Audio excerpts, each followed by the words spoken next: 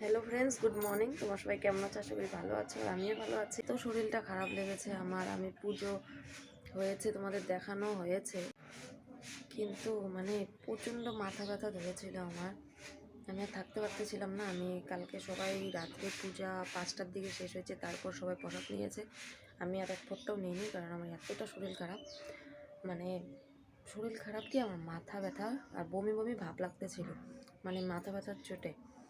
তো তারপর আমি বাড়িতে চলে আসার পর শুধু একটু চাল কলা মুখে দিয়ে উপাসটাকে কী করার জন্য, তারপরে আসার পর আমি ভিক্স দিয়ে ঘুমিয়ে পড়েছিলাম।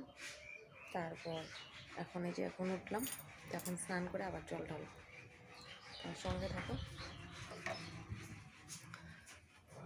তো এত শরীর খারাপ লেগেছিল, তো তার জন্যই আর কি করতে পারিনি।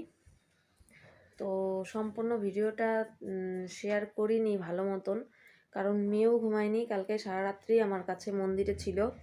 তো ওকে ঘুম ও ঘুমানোর পরে বাড়িতে রেখে গিয়েছিলাম, কিন্তু থাকেনি, কান্না করেছে। পরে আমার কাছে চলে গেছে, আর চলে যাওয়ার পরে আমার কাছেও ঘুমায়নি। সারা রাত্রি জাগনা ছিল। ও 5টার দিকে আমার সঙ্গে এসে ঘুমাইছে। এখন ঘুমায় আছে। এখন বাজে 10টা 13। তো আমি 10টার দিকে উঠলাম।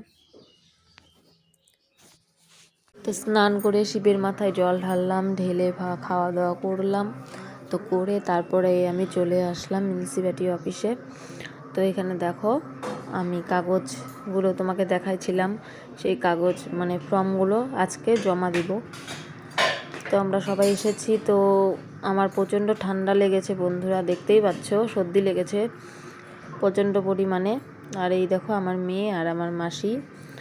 তো মেয়ে বলছে মাসির সঙ্গে খেলবে।